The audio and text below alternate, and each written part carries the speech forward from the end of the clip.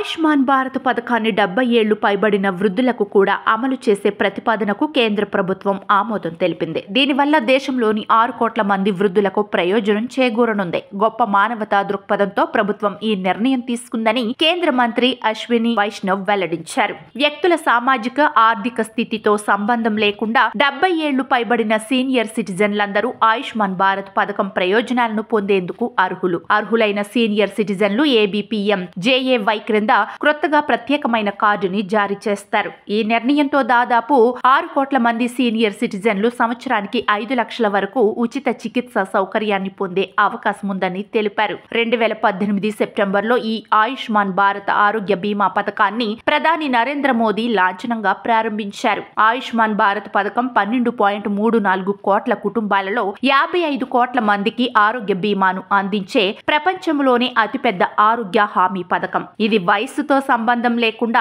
అర్హులైన కుటుంబాలలోని సభ్యులందరూ ఈ పథకానికి అర్హులు. ఈ పథకం 49% మంది మహిళా లబ్ధిదారులతో సహా 7.37 కోట్ల మందికి బీమా అందించింది. ఈ పథకం క్రింద దేశ ప్రజలు 1 లక్ష కోట్ల రూపాయల వరకు పైగా ప్రయోజనం పొందారని కేంద్ర ప్రభుత్వం వెల్లడించింది. ప్రారంభంలో భారత జనాభాలో దిగువ ఉన్న 40% మందికి అంటే 10.74 కోట్ల పేద బలహీన కుటుంబాలకు ఈ స్కీమ్ అమలు చేశారు. ఆ తరువాత కేంద్రం జనవరి 2022లో ఏబీపీఎం జేఏవై క్రింద లబ్ధిదారుల సంఖ్యను 10.74 కోట్ల నుంచి 12 కోట్ల కుటుంబాలకు సవరించింది. దేశవ్యాప్తంగా పనిచేస్తున్న 37 లక్షల మంది ఆశా వర్కర్లు, అంగన్వాడీ వర్కర్లు, అంగన్వాడీ హెల్పర్స్ మరియు వారి కుటుంబాలకు ఉచిత ఆరోగ్య ప్రయోజనాల కోసం ఈ పథకం మరింత విస్తరించింది. ఈ మిషన్ ను మరింత ముందుకు తీసుకువెళ్లి ఆయుష్మాన్ భారత్ ప్రధానమంత్రి జన్ ఆరోగ్య యోజన పథకం ఇప్పుడు దేశవ్యాప్తంగా 70 ఏళ్లు అంతకంటే ఎక్కువ వయసు గల పౌరులందరికీ